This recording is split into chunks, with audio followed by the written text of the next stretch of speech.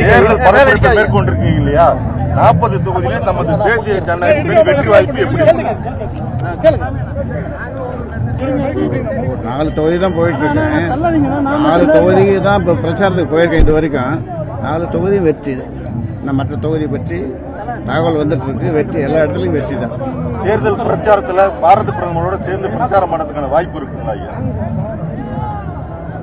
அது அங்கே அன்னைக்கு சேலத்தில் பண்ணிட்டோம். மறுபடியும் அந்த மாதிரி ஒரு வாய்ப்பு கிடைச்சா வட மாவட்டங்கள்ல 10.5% இடஒதுக்கீடு வந்து தேவையில்லைன்னு சொல்லிட்டு ஏவா வேலு சொல்றாரு. அதுக்கு காரணமா வந்து அது கல்லூரிகள்ல 37% வந்து வன்னியர்கள் இருக்காங்க. அதே மாதிரி போக்குவரத்து துறையில வந்து அதோட அதிகமா இருக்காங்க. அப்போ நஷ்டம் தான் ஏற்படும் சொல்றாங்க. நீங்க என்ன சொல்றீங்க? அதாவது யாரோ உளறாங்க. அந்த உளறலுக்கெல்லாம் நான் பதில் சொல்ல விரும்பல. மாண்புமிகு அமைச்சர் அவர் எதை வேணாலும் சொல்லலாம். கடலூர் நாடாளுமன்ற தொகுதியில உங்க உறவினர் நிக்கிறாங்க அப்படின்ற ஒரு பிரச்சாரம் பண்றாங்க.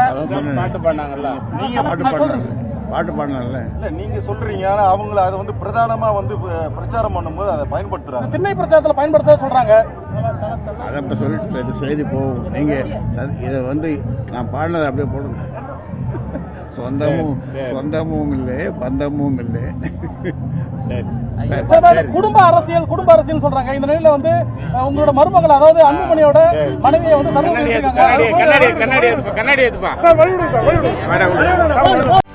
செய்திகளை உடனுக்குடனும் துல்லியமாகவும் தெரிந்து கொள்ள சப்ஸ்கிரைப் பண்ணுங்க.